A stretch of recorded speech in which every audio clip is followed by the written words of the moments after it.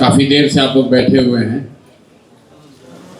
आभार शब्द कई बार इस्तेमाल हो गया दोनों ओर से। तो आपका आभार इसलिए नहीं कि आपने हमको वोट दिया है, आपने हमको वोट देकर विधायक बनाया है, इसके लिए हम आपके आभारी नहीं हैं। लेकिन इस बात के लिए जरूर आभारी हैं कि आपने बिहार में एक नई राजनीति की शुरुआत की है, बिहार में एक उम्मीद की किरण को फिर से जलाया है। विधायक बनने के लिए इसलिए नहीं आभार व्यक्त कर रहे हैं क्योंकि हमारे जीवन का लक्ष्य विधायक बनना नहीं है। हम विधायक और सांसद बन के अपना जीवन सुधारने बिहार में नहीं आए हैं, उसके दूसरे और कई रास्ते हैं। अब बिहार में जिस प्रयास में हम लोग लगे हुए हैं उस प्रयास को आपने बल दिया है, उसमें आपने हौसला अफजाई की है अपने वोट से, और बिहार में एक नई उम्मीद की किरण जगी है। उसके लिए निश्चित तौर पर आपका आभार व्यक्त करना ही है, इसलिए आज आए हैं और दिल से आपका आभार व्यक्त कर रहे हैं। समस्याएं आपने लिखवाई, आप देख रहे हैं यहाँ ज्यादातर लोग तो पढ़े लिखे सक्षम लोग हैं, फिर भी आप जो समस्या बता रहे हैं करीब करीब वही समस्या लोग स्लम में भी बता रहे हैं जो यहाँ पर पढ़ा लिखा सभ्य समाज बता रहा है। आप भी नाली गली से परेशान हैं, आप भी ट्रैफिक से परेशान हैं, आप भी सूखा नशे से परेशान हैं, आपके यहाँ भी चोरी भ्रष्टाचार हो रहा है। मोटे तौर पर किसी भी वार्ड में, ये मेरा 4 वार्ड अब खाली बाकी है, मैंने ये तय किया था कि अगस्त का जो महीना है काम शुरू करने से पहले एक बार जीतने के बाद जाकर लोगों से घंटा 2 घंटा बैठकर सुनेंगे कि लोग क्या कह रहे हैं। तो आपकी समस्या थोड़ी बहुत ही भिन्न है, मोटे तौर पर वही समस्या लोगों ने लिखवाई है, और ज्यादातर समस्या जो आप बता रहे हैं वो नगर निगम से जुड़ा हुआ है। तो ये भी दिखाता है कि बिहार में या पूरे देश की थोड़ी परेशानी है, बिहार में ज्यादा है। लोगों को ये बहुत समझ नहीं है कि किसकी क्या जिम्मेवारी। हम इसलिए नहीं कह रहे हैं कि आप तुरंत कुछ लोग सोचेगा कि चाहते हैं कि नगर निगम पर जिम्मेवारी टालने के लिए नहीं कह रहे, लेकिन कूड़ा नाली गली ये जो है ये नगर निगम की समस्या, और आप लोग कह भी रहे हैं। और नगर निगम को विधायक नहीं चलाता है, सांसद नहीं चलाता है, नगर निगम को आपका वार्ड पार्षद चलाता है, जो यहाँ के एक कोहिनूर हीरा को चुनकर आप लोगों ने रखा। तो अगली बार जब मौका मिले तो घर का गली का कूड़ा साफ हो, उसके लिए जरूरी है कि उनको भी साफ कीजिए। लेकिन जैसा कि मैंने आपको पहले कहा कि जो व्यवस्था देश में है उसी में काम करना है। तो मैं विधायक के तौर पर, आपके प्रतिनिधि के तौर पर यह नहीं कह सकता हूं कि भैया हमारा काम सिर्फ विधानसभा में जाना है। बहुत सारे लोग उत्साह में बात भी कहते हैं कि विधानसभा में जाकर मेरा आवाज उठाइए। उनको यह भी नहीं पता है कि बिहार में विधानसभा चलता ही 10 दिन है। अब अभी बंद है, नवंबर में चलेगा, 4 दिन खुलेगा, वो भी 1 दिन नहीं चलेगा। लेकिन प्रतिनिधि के तौर पर हमको मैं आपकी भावना समझ रहा हूं आवाज उठाने के लिए। उसके लिए जरूरी नहीं है कि हम उस बिल्डिंग में अंदर जाकर आवाज उठाएं।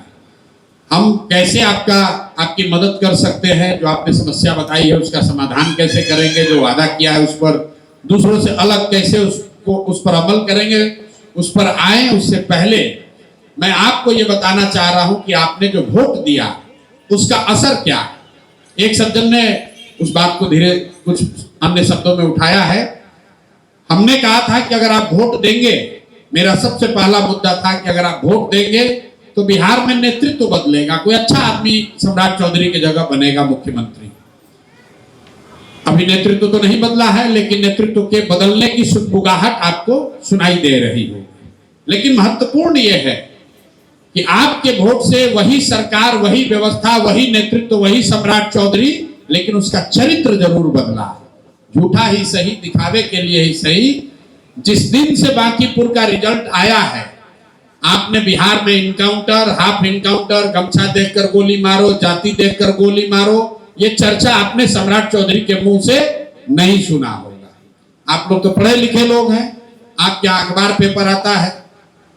तो बांकीपुर का रिजल्ट आया है, हमने काम शुरू नहीं किया है, हम तो अभी 2 दिन पहले शपथ लिए, और जैसा कि मैंने आपको बताया अभी तो वार्ड में घूम ही रहे हैं।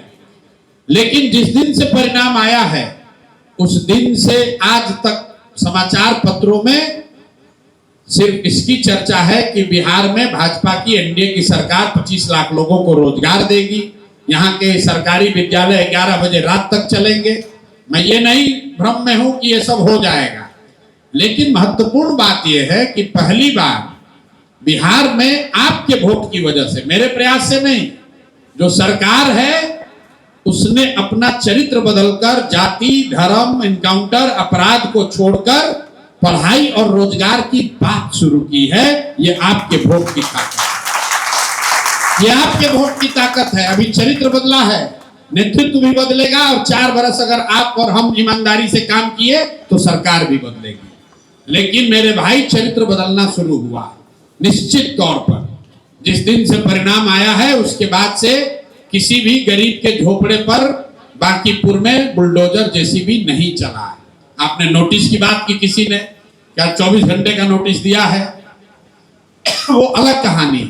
लेकिन कम से कम यहाँ सरकार जब जीत कर आई नवंबर में, तो पहला काम किया कि जिन लोगों ने वोट दिया 10,000 रुपया लेकर, उन्हीं के झोपड़े पर बुलडोजर चलाया। कम से कम वो रुका, परमानेंट रुका रहेगा इसका हम गारंटी नहीं कर रहे हैं, लेकिन ये डर है जो मैंने आपको कहा था कि अगर आप ईवीएम पर भाजपा के खिलाफ वोट देंगे तो यहां से लेकर मोदी जी तक वोट यहां दबाइएगा, तार मोदी जी तक झंझनाएगा। और आप देख रहे हैं कि पूरे देश में इसकी चर्चा चल रही है कि बांकीपुर एक ऐसा विधानसभा क्षेत्र है। आप पटना में रहते हैं, लोग पूरा देश जानता था, लोग पटना को जानता था, बांकीपुर को नहीं जानता था। पहली बार लोग बांकीपुर की चर्चा कर रहे हैं, प्रशांत किशोर की नहीं। ये कौन सा जगह है जहां मोदी जी के बॉस को लोगों ने पटक दिया? ये कौन सा जगह है जहां जातीय गठबंधन टूटा है? ये कौन सा बिहार का इलाका है जहां लोग जाति, धर्म, पैसे, मुर्गा भात से ऊपर उठकर लोगों ने वोट किया? तो इसके लिए आपका आभार है, धन्यवाद है। इसका असर हो रहा है और आगे इसका उत्तरोत्तर और असर दिखेगा। अगर जिस भरोसे से आपने मुझे वोट दिया है, आपने अपना काम कर दिया, अब अगर उस भरोसे के मुताबिक मैं काम करूंगा तो आगे आपको बड़ा परिवर्तन दिखेगा। आपने जो समस्या लिखवाई है इस पर चर्चा करेंगे। अभी चूंकि मैंने आपको बताया करीब 20 बार हम ऑलरेडी घूम चुके हैं, तो कल ही हमने, आपने शायद कुछ लोगों ने समाचार में देखा होगा, डीजीपी के यहाँ हमने एक मीटिंग बुलवाई थी और वहां पर जितने यहाँ आला पदाधिकारी हैं, ADJ law and order, ADG traffic, SP traffic, SP जितने हैं, उनके साथ हम लोगों ने कल एक बैठक की है। और बैठक का मुख्य बिंदु जो मैंने बताया, आपने सुना होगा, 3 है कि आने वाले 3 साल में पटना में ट्रैफिक की समस्या को एक व्यवस्थित तरीके से टेक्नोलॉजी के प्रयोग से कैसे इसको सुधारा जाए, इस पर एक कार्य योजना बने। दूसरा, हम लोगों ने तय किया कि पुलिस और सिविल सोसाइटी जहां भी देश में है, हम अपनी मदद से उसको ले आए ताकि सूखा नशा करने वाले जो रोड पर रहने वाले स्ट्रीट चिल्ड्रन हैं, उनके साथ मिलकर उसको थोड़ा कंट्रोल किया जा सके। और तीसरी बात, जो लोगों की यहाँ शिकायत है, जो ठेला, वेंडर, रिक्शा वाला, टेम्पू वाला, जिससे पुलिस वाले वसूली करते हैं, आप में भी किसी ने यहाँ बात उठाई है, उस वसूली को रोकने के लिए कल पहली बार डीजीपी ने आश्वस्त किया है कि आप हमको एरिया वाइज लिख कर दीजिए, निश्चित तौर पर वो वसूली रुकेगी। अगर नहीं रुकेगी तो जो भी थाना का इंचार्ज होगा उस पर कार्रवाई करेंगे। तो ये चर्चा शुरू हुई है, कल से नहीं सुधरेगा और कल से हमारे पास सुधारने का कोई मंत्र भी नहीं है। लेकिन जो मैंने आपको कहा था, पहली बार पटना में ट्रैफिक को लेकर और जो यहाँ स्ट्रक्चरल प्रॉब्लम है, चाहे बोरिंग रोड हो, ये जो फ्लाईओवर बनाने का तरीका है, पानी की बात है, जैसे आप अभी गंगा नमामि गंगे वाली बात बता रहे थे, जो जहां मिला वो उसे ही कर दिया। आपको जानकर आश्चर्य होगा कि उस मीटिंग में डीजीपी ने बताया कि हमारे पास रोड सेफ्टी का 1000 करोड़ रुपया पड़ा हुआ है जिसका उपयोग नहीं हो रहा है। ये पैसा कहां से आया है? जो आपको पुलिस वाला चार्ज करता है ट्रैफिक वायलेशन में, वो उसी सुप्रीम कोर्ट के आदेश से 1000 करोड़ का रोड सेफ्टी फंड पटना में है। सरकार को पता नहीं है, पुलिस वाले महकमा में भी कह रहे हैं कि हाँ है, तो इसका इस्तेमाल तो किया जा सकता है। उसी पैसे के इस्तेमाल से इस चीज को हम लोगों ने कल बनाने का प्लान किया है। अब देखिए अगले 2-3 महीनों में इसमें हम, कल चीफ सेक्रेटरी से बात हो रही है, इंटर डिपार्टमेंटल मीटिंग बुलाइए, क्योंकि इसमें ट्रांसपोर्ट डिपार्टमेंट भी है, पुलिस भी है और भी कई विभाग है, जिनको मिलाकर एक कार्य योजना बने कि आने वाले 2-3 साल में पटना के ट्रैफिक की स्थिति को बेहतर किया जा सके।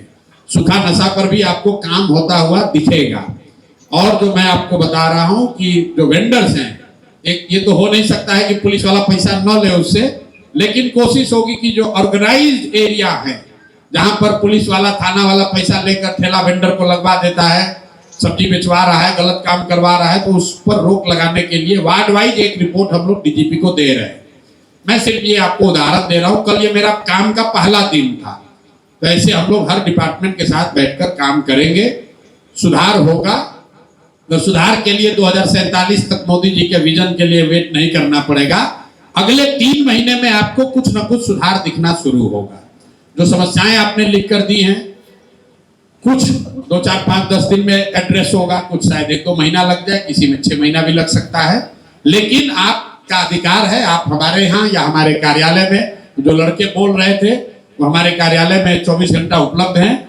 आप उनसे जवाब पूछ सकते हैं कि भैया आपसे बात हुई थी, उस दिन प्रशांत जी आए थे, आप पर उस पर काम क्या हुआ। इसके अलावा हमने जो आपको 3 वादा किया था, पहला वादा किया था कि विधायक के तौर पर, प्रतिनिधि के तौर पर आप ये निश्चिंत हो जाइए कि हमसे जुड़े हुए किसी मामले में 1 पैसे का भी चोरी, भ्रष्टाचार, कमीशनखोरी नहीं होगी। तो ये आपको कैसे पता चलेगा कि चोरी बंद हो गई? तो चोरी बंद होने के लिए हमने जो अभी अपने लिए मापदंड तय किया है कि आप संभ्रांत लोग हैं, लेकिन बांकीपुर में जो सबसे गरीब लोग रहते हैं वहां सबसे बड़ी समस्या है राशन की और 1100 रुपया पेंशन की। तो हम लोगों ने तय किया है और मैंने जाकर वार्ड वाइज आश्वस्त किया है लोगों को कि बांकीपुर में अगले 3 महीने में छठ आते आते कोई ऐसा परिवार नहीं होगा जिसकी पात्रता है और उसको राशन कार्ड न मिले या राशन कार्ड बनाने के लिए 4 से 5 हजार रुपया घूस देना पड़े। किसी को 1 पैसा घूस नहीं देना पड़ेगा, सबको राशन कार्ड निश्चित मिल जाएगा। दूसरा जो मैंने लक्ष्य रखा है और जिसको मैंने रिपीट किया है कि बांकीपुर बिहार का पहला ऐसा विधानसभा होगा जहां राशन कार्ड पर पूरा 5 किलो अनाज मिलेगा। अभी विधायक एमपी जो चोरी करते हैं उसकी वजह से 3.5 किलो या 4 किलो अनाज ही मिलता है। तो एक चीज, आप शायद राशन लेने वाले नहीं हैं, लेकिन अगर आपके घर में, आपके इलाके में जो लोग भी राशन कार्ड से, क्योंकि आपको जानना चाहिए, अगर कई लोग लगता है हमको इससे क्या मतलब, मेरे भाई सरकार आपके टैक्स का 1 लाख करोड़ रुपया इस योजना पर खर्च करती है। केंद्र सरकार 1 लाख करोड़ रुपया आपके टैक्स का पैसा खर्च करती है ताकि गरीब के घर में चूल्हा जलता रहे, कोई भूखे न मरे। और उसमें से 20% पैसा सीधे विधायक और एमपी सब कमीशन ले लेता है। तो मैंने लक्ष्य रखा है कि अगले 3 महीने में हर हालत में जो सबसे गरीब लोग हैं बांकीपुर में, बहुत बड़ी संख्या है, जिनको राशन कार्ड बनाने के लिए 1 रुपया न लगे और जिनके पास राशन कार्ड है उनको 4 किलो नहीं 5 किलो अनाज मिले। ये परिवर्तन आपको दिखेगा। दूसरा बात जो हम लोगों ने तय किया है कि 60 वर्ष से ज्यादा उम्र के जो लोग, गरीब लोग हैं, बिहार सरकार की योजना है, पहले 400 रुपया देते थे, अभी उनको तय किया गया है 1100 रुपया देने का। वो पैसा नहीं मिल रहा है, या जिसका बनाता है उससे पैसा लेता है, 5000-7000 रुपये घूस लेता है। तो दूसरा लक्ष्य जो मैंने अपने लिए तय किया है कि हर गरीब के घर में जिसके यहाँ भी 60 साल से ज्यादा उम्र के लोग हैं, उनको हर हालत में प्रति माह बिना किसी हैसल के, बिना किसी घूस के 1100 रुपया जो उनका हक है वो पेंशन उनको मिलने लगेगा। तो ये 2 चीज आपको सीधा दिखेगा। नली गली में जो चोरी है वो ज्यादा नगर निगम की चोरी है, तो वो सीधे हमसे नहीं जुड़ा है, लेकिन उसमें भी चोरी रुकेगी। जो पदाधिकारी हैं यहाँ पर, उन लोगों की बैठक बुलाई जा रही है, उसमें आपको सुधार दिखेगा। एक जो मेरा बड़ा महत्वाकांक्षी जो मेरा प्रयास है, मैंने ये कहा है कि पढ़ाई जरूर हो जाएगा, रोजगार जरूर हो जाएगा। पढ़ाई को लेकर हमने 3 स्टेप प्रोग्राम जो बनाया है। पहला, हमने जो अभी जीतने के बाद सर्वे किया तो ये पाया कि बांकीपुर में 62% परिवार, करीब करीब 60 से 62% परिवार ऐसे हैं जिनके बच्चे प्राइवेट स्कूल में पढ़ते हैं। और मध्यम वर्गीय अच्छे परिवार के लोगों की भी ये शिकायत है कि स्कूल के मालिक लोग भी बैठे हैं कि स्कूल वाले पैसा बहुत ले रहे हैं, पैसा ले रहे हैं। कुछ लोगों ने डोनेशन लेने की शिकायत की, लेकिन सबसे बड़ी शिकायत है कि हर साल वार्षिक डेवलपमेंट फीस के नाम पर जो स्कूल वाले 10,000, 15,000, 20-20 हजार रुपए तक ले रहे हैं, उसको लेकर लोग बहुत परेशान हैं।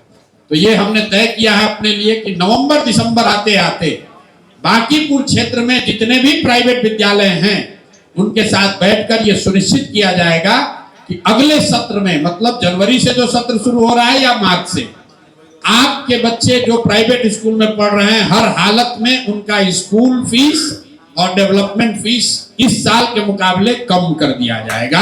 ये सुनिश्चित कराना मेरा काम है। उसके लिए चाहे जो करना पड़े, आपके बच्चों का फीस और स्कूल डेवलपमेंट एनुअल फीस जो लगता है, डोनेशन जो लोग ले रहे हैं, वो निश्चित तौर पर वो सस्ता हो जाएगा। अगले साल से अपने बच्चों को पढ़ाना आपको बांकीपुर के प्राइवेट स्कूल में आज के मुकाबले सस्ता होगा। इसके अलावा 40% ऐसे लोग परिवार हैं जिनके बच्चे सरकारी विद्यालय में पढ़ते हैं। तो सरकारी विद्यालयों को लेकर मैंने ये वादा किया था कि आने वाले एक साल में, मतलब अगले साल दशहरा तक, मोटे तौर पे अगले साल दशहरा तक बांकीपुर में जितने सरकारी विद्यालय हैं उनका असेसमेंट करके उनमें गुणात्मक सुधार नहीं, गुणात्मक सुधार अगर नहीं हुआ तो हमारी जिम्मेवारी है, जिनके भी बच्चे सरकारी स्कूल में पढ़ रहे हैं वो परिवार अपने बच्चों का एडमिशन प्राइवेट स्कूल में करा पाएंगे। उसके फीस की चिंता प्रशांत किशोर पर छोड़ दीजिए, अपने प्रतिनिधि पर छोड़ दीजिए। हर हालत में उनके बच्चों के पढ़ाई की व्यवस्था हो जाएगी। लक्ष्य यह है कि अगले साल तक बांकीपुर को बिहार का पहला विधानसभा बनाया जाए जहां कोई परिवार ऐसा ना हो जिसके बच्चे के पढ़ाई की व्यवस्था ना हो। ये निश्चित तौर पर अगले साल तक हम लोग अचीव कर लेंगे। एक बात, अभी बच्चा जी ने कहा कि जितना उम्मीद था उतना आपने वोट नहीं दिया। मैं ऐसा नहीं मानता हूं। मुझे ऐसा लगता है कि मुझे जितनी उम्मीद थी उससे ज्यादा आपने वोट दिया, इसलिए क्योंकि मैंने आपके लिए कोई काम नहीं किया, मैंने बांकीपुर में कोई प्रयास नहीं किया है। और आप में से ज्यादातर लोग हमको व्यक्तिगत तौर पर नहीं जानते। सब लोग मोबाइल पर ही देखा है, भाषण सुना है और एक विश्वास के आधार पर आपने वोट दे दिया।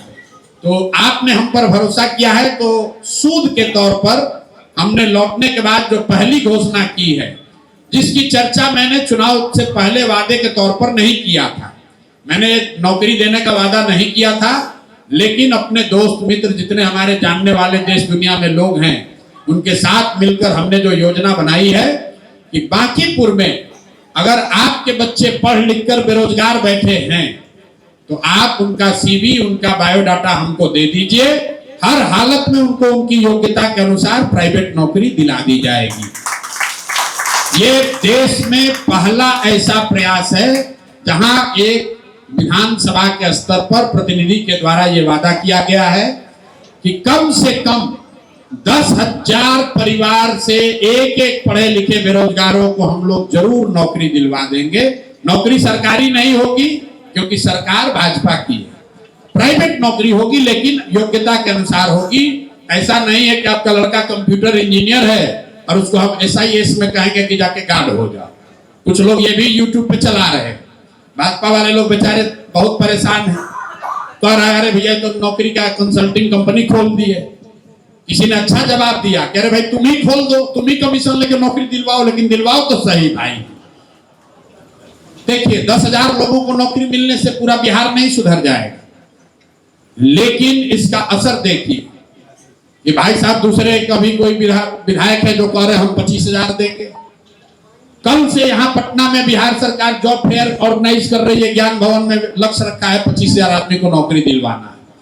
एक बार अगर अगले 2 साल में, 1 साल में मैंने 10,000 लोगों को यहाँ से नौकरी दिलवा दिया, निश्चित जानिए कि 242 विधायक उनको उनके क्षेत्र में जनता दौड़ा कर मारने वाली है। या तो नौकरी दिलवाओ या नहीं तो कुर्सी छोड़ो।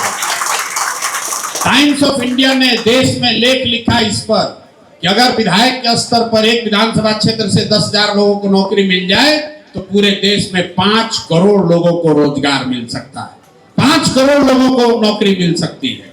तो ये बड़ा प्रयास हम लोग बांकीपुर में कर रहे हैं। निश्चित तौर पर इसका असर आपको 1 साल 1.5 साल में बांकीपुर के साथ साथ बिहार में भी दिखेगा। तो जो रूटीन समस्या है उसमें जरूर सुधार होगा, लेकिन ये 2 बहुत महत्वाकांक्षी प्रयास मैं बांकीपुर में करना चाहता हूं कि यहाँ एक तो करप्शन बंद हो, दूसरा सबके बच्चों के लिए पढ़ाई हो और जो पढ़े लिखे लोग हैं उनके लिए रोजगार हो। किसी ने कहा महिला के लिए भी रोजगार होना चाहिए, बिल्कुल होना चाहिए। तो बहुत आगे बढ़कर वादा नहीं करना चाहते हैं। जो काम अभी लिया है, अभी 1 साल इस काम को करेंगे। मेरा टेन्योर 4 साल है, तो उसमें आगे अगर कुछ रास्ता निकलेगा तो बताएंगे। अभी झूठा वादा नहीं करना चाहते, लेकिन इतना काम जरूर कर देंगे। इसके साथ एक और वादा किया है कि जो वादा आपको कर रहे हैं नौकरी को लेकर, पढ़ाई को लेकर, सफाई को लेकर, अगर ये नहीं कर पाए तो आगे आपसे वोट मांगने नहीं आएंगे, फिर कभी चुनाव लड़ने नहीं आएंगे। ये नहीं कहेंगे कि अरे हमारे हाथ में नहीं था, भाजपा का सरकार था, नगर निगम था, क्या करें नहीं हुआ, इसलिए एक बार और मौका दे दीजिए। या तो अगले 2 साल 3 साल में ये काम करके दिखाएंगे, और नहीं तो आपसे जीवन में कभी वोट मांगने नहीं आएंगे। निर्णय आपको करना है। एक काम जो हमने डंकी के चोट पर कहा है जो नहीं करेंगे, आपने सुना होगा, उसकी चर्चा भी हो रही है। हमने ये कहा है कि आप हमसे ये अपेक्षा मत रखिए कि आपके बच्चे के जन्मदिन में, मुजुट्ठी में, छठी में, तिलक में, शादी में, मरनी में, जीनी में हम आपके घर आएंगे, ये आप हमसे अपेक्षा मत रखिए। ऐसा नहीं है कि हम किसी के घर नहीं जाना चाहते हैं या नहीं जा सकते, जा सकते हैं, लेकिन मैं बिहार में इस चीज को बदलना चाहता हूं। जैसे चुनाव से पहले आपसे आग्रह किया कि आप जाति, धर्म, दल, नेता को छोड़कर अच्छे आदमी को जिताइए, उसी तरीके से आपको ये समझने की जरूरत है कि प्रतिनिधि का काम आपके घर में आकर केक खाना, पूरी बुनिया खाना नहीं है। बिहार में इसी को लोगों ने प्रतिनिधि की योग्यता का पैरामीटर बना दिया। कहता है काम तो नहीं करते हैं, लेकिन सबके घरे घर उपलब्ध रहते हैं, शादी ब्याह न्योता हकारी करते हैं। तो प्रतिनिधि भी जो है वो सुबह से लेकर शाम तक 45 को 40 को न्योता हकारी ही करता है। अब बताइए, आपसे वोट भी लिया, आपके घर आके मिठाई पूरी बुनिया भी खाया, 4 बरस आपको लूटा भी, अब फिर आके वोट भी लिया कि देखो आए थे ना तुम्हारे यहाँ बेटा के शादी में, अब लोग इसी पर वोट भी दे रहा है। तो बांकीपुर में आपने एक अच्छा काम किया है वोट देकर, तो इस चीज पे भी आप सुधार कीजिए ताकि लोग समझे कि प्रतिनिधि का काम आपके बेटे के जन्मदिन में आना नहीं है, आपके बेटे के लिए पढ़ाई हो वो व्यवस्था बनाना है। आपने प्रतिनिधि इसलिए चुना है कि आपके इलाके की स्थिति सुधरे, वहां सफाई हो, वहां पर सड़क हो, नाली गली हो, आपके बच्चों के लिए पढ़ाई हो, उसके लिए रोजगार हो। इसके लिए नहीं चुना है कि हम आपके घर बैठ के रोज पूरी बुनिया खाएं और फोटो खिंचवा कर कहें अच्छा विधायक जी तो हमारे घर आते हैं। इसलिए मैंने कहा है कि आप ये अपेक्षा मत रखिए कि हमको रोज घरे बुलाइएगा और हम आपके घर आएंगे।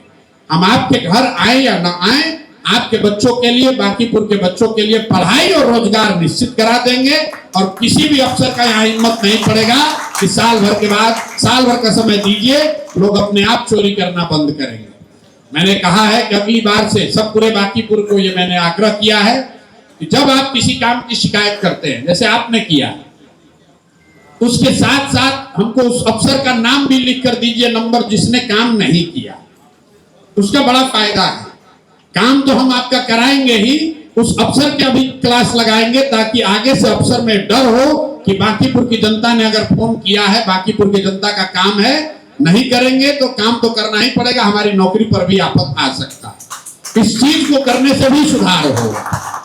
जो भी आप समस्या बता रहे हैं, कोई ऐसी समस्या नहीं है जिसके लिए सरकार ने व्यवस्था नहीं बनाई है।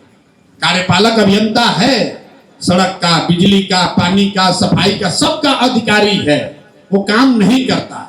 मैंने जैसे आपको बताया रोड सेफ्टी के लिए 1000 करोड़ रुपया जमा किया गया, लेकिन बैठा हुआ है, छोड़ो भाई क्या फर्क पड़ना है, हेलमेट नहीं पहने उससे वसूल लिया, लेकिन वसूलने के बाद जो काम करना था उस पैसे से वो नहीं किया। तो मेरा बांकीपुर की जनता से आपसे आग्रह है कि अगली बार से जब आप शिकायत करें तो ये भी बताएं कि किस पदाधिकारी ने, किस आदमी ने आपकी बात नहीं सुनी, ताकि आपकी समस्या के साथ साथ उस समस्या को बनाने वाले, क्रिएट करने वाले अफसर का भी सफाई किया जाए, तभी यहाँ पर सुधार होगा। अब आपसे अंतिम बात ये कह रहे हैं, आपने अपना काम कर दिया, अब ज्यादा आप उद्वेलित मत होइए, इत्मीनान से जाइए, घर पर बैठिए, काम जो जीवन चल रहा है चलाइए। आपने अपना कठिन काम कर दिया, आपने जातियों में बंटकर वोट नहीं दिया, आप हिंदू मुसलमान नहीं बने, आप पैसे पर वोट नहीं बेचे, आपने अपना काम कर दिया। अब 4 बरस हमको काम करने दीजिए, आपको निश्चित तौर पर सुधार दिखेगा, और सुधार 3 महीने में दिखेगा, 3 महीने से ज्यादा नहीं, 3 महीने से ही आपको सुधार दिखने लगेगा। यहाँ काम करने के तरीके में, जो अधिकारी पदाधिकारी है उसके रिस्पॉन्स के तरीके में, योजना के तरीके में आपको फर्क दिखेगा। विधायक की जो क्षमता है उससे आगे बढ़कर भी जो करना होगा वो किया जाएगा, आप चिंता न करें। आपने मुझे सिर्फ विधायक नहीं बनाया है, एक उम्मीद से एक जगह पर बैठाया है। लोग बता रहे भैया नहीं, हम तो आपको बिहार सुधारते हुए देखना चाहते हैं। जो आदमी जिसको कोई लेना देना नहीं बांकीपुर से, हम मधुबनी से आ रहे हैं, कल लखीसराय में थे, लोग यही कह रहे भैया हम लोग आपको देख रहे हैं।